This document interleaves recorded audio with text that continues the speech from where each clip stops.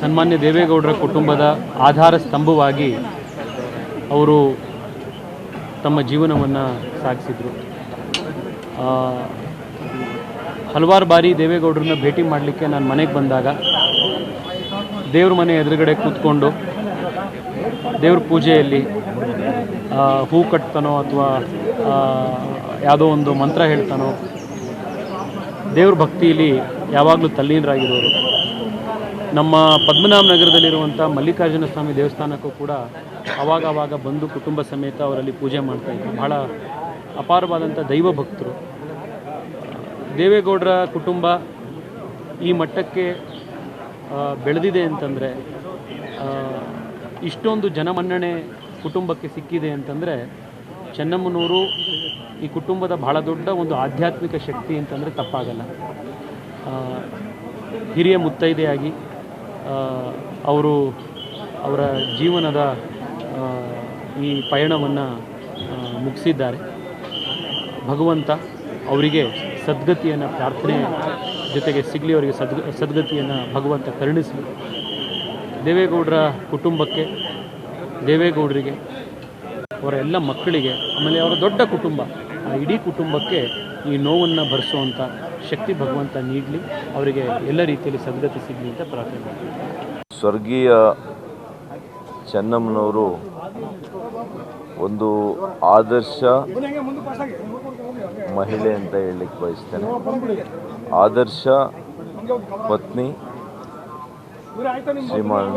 Shri Deve Gowda G ಅವರಿಗೆ ಒಬ್ಬ ಆದರ್ಶ ಅಮ್ಮನಾಗಿ, ಅಜ್ಜಿಯಾಗಿ ಮತ್ತು ಸಾವಿರಾರು ಸಂಖ್ಯೆಯಲ್ಲಿ ಏನು ಬರ್ತಾಯಿದ್ರು ಅವ್ರ ಮನೆಗೆ, ಎಲ್ರಿಗೂ ಕೂಡ ಅವರು ಅನ್ನವನ್ನು ಬಡಿಸಿರೋವಂಥದ್ದು, ಊಟವನ್ನು ಬಡಿಸಿರೋವಂಥದ್ದು, ಪ್ರತಿಯೊಬ್ಬರು ಕೂಡ ಮನೆಗೆ ಬಂದರೆ ಆತ್ಮೀಯತೆಯಿಂದ ಅವರು ಯಾವ ರೀತಿಯಲ್ಲಿ ಎಲ್ಲರನ್ನೂ ಕೂಡ ಪ್ರೀತಿಯಿಂದ ಆಧರಿಸ್ತಾ ಇದ್ದಂಥ ರೀತಿ ಮತ್ತು ಎಲ್ಲ ಏಳು ಬೀಳುಗಳ ಸನ್ಮಾನ್ಯ ದೇವೇಗೌಡ ಏಳು ಬೀಳುಗಳಲ್ಲಿ, ಮಕ್ಕಳ ಏಳು ಬೀಳುಗಳಲ್ಲಿ, ರಾಜಕೀಯ ಏಳು ಬೀಳುಗಳಲ್ಲಿ ಎದೆಗುಂದದೆ ಒಂದು ರೀತಿಯಲ್ಲಿ ಅವರೇ ಒಂದು ಸ್ಫೂರ್ತಿ ಮತ್ತು ಶಕ್ತಿ ಅಂತ ನಾನು ತಿಳ್ಕೊಂಡಿದ್ದೀನಿ. ಮಾನ್ಯ ದೇವೇಗೌಡರು ಮತ್ತು ಅವರ ಕುಟುಂಬದ ಹಿಂದೆ ಅಂಥ ಒಂದು ಇವತ್ತು ಕಳ್ಕೊಂಡಿರ್ತಕ್ಕಂಥದ್ದು ಇಡೀ ಕುಟುಂಬಕ್ಕೆ, ವಿಶೇಷವಾಗಿ ಶ್ರೀ ದೇವೇಗೌಡರಿಗೆ ಇದು ಹೇಗೆ ಅವರು ಈ ನಷ್ಟವನ್ನು ಭರಿಸ್ತಾರೆ, ಆ ಭಗವಂತ ಅವರಿಗೆ ಶಕ್ತಿಯನ್ನು ನೀಡಲಿ.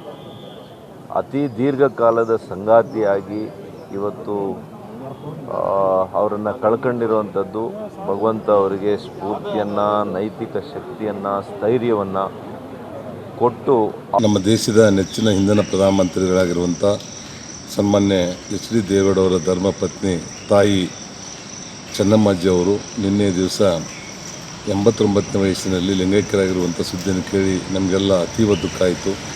ಅವರು ಮನೆಗೆ ಬಂದ ಯಾವುದೇ ವ್ಯಕ್ತಿಗಳಿರಲಿ, ಪಕ್ಷಾತೀತವಾಗಿ, ಜಾತ್ಯತೀತವಾಗಿ ಅವರಿಗೆ ಕಷ್ಟ ಸುಖಗಳನ್ನು ಕೇಳುವಂಥ ಮತ್ತು ಅವರಿಗೆ ಊಟವನ್ನು ಮಾಡಿಸುವಂಥ ಒಂದು ಅನುಪೂರ್ಣಿಯಾಗಿದ್ದರು ಅನ್ನುವಂಥದ್ದನ್ನು ಸಹಿತ ನಾನು ಹೇಳ್ಬೋದು. ನಾನು ಸಹಿತ ಸಾಕಷ್ಟು ಸಲ ಅವ್ರ ಮನೆಗೆ ಹೋದಾಗ ಅವ್ರ ಕೈಯಿಂದ ಊಟ ಮಾಡಿರುವಂಥ ನೆನಪು. ಅಂಥ ಒಬ್ಬ ತಾಯಿ ಇವತ್ತು ಇಡೀ ಅಪಾರವಾಗಿರುವಂಥ ಧರ್ಮಪತ್ನಿಯವರಾದ ಚೆನ್ನಮ್ಮ ಅವರ ಪಾರ್ಥಿವ ಶರೀರ ನಮ್ಮ ಹಾಸನ ಜಿಲ್ಲೆಗೆ ಈಗ ಒಂದು ಇರಸಾವಿ ಮುಖಾಂತರ, ಇರಸಾವಿ, ಚನ್ನರಾಯಪಟ್ಟಣ, ನಂತರ ಹಾಸನದಲ್ಲಿ NR ಸರ್ಕಲ್, ಡೈರಿ ಸರ್ಕಲಿಂದ ಹಾದು ಹೋಗಿ NR ಸರ್ಕಲ್, ಅಲ್ಲಿಂದ ಮೊಸಳೆ ಹೊಸಳ್ಳಿ, ಮತ್ತು ಒಳನರಸೀಪುರ, ಅಲ್ಲಿಂದ ಮತ್ತು ಹರದನಹಳ್ಳಿ ಅವರ ನಿವಾಸದಲ್ಲಿ, ಮತ್ತು ಅಲ್ಲಿಂದ ನಮ್ಮ ಮಾವಿನಕೆರೆ ರಂಗನಾಥ ದೇವಸ್ಥಾನದ ತಪ್ಪಲಿನಲ್ಲಿ ಖಾಸಗಿ ಜಮೀನು ಇದೆ, ಅಲ್ಲಿ ಅಂತ್ಯಕ್ರಿಯೆಗೆ ಎಲ್ಲ ಸಕಲ ಸಿದ್ಧತೆ ನಡೆಸಿದೆ.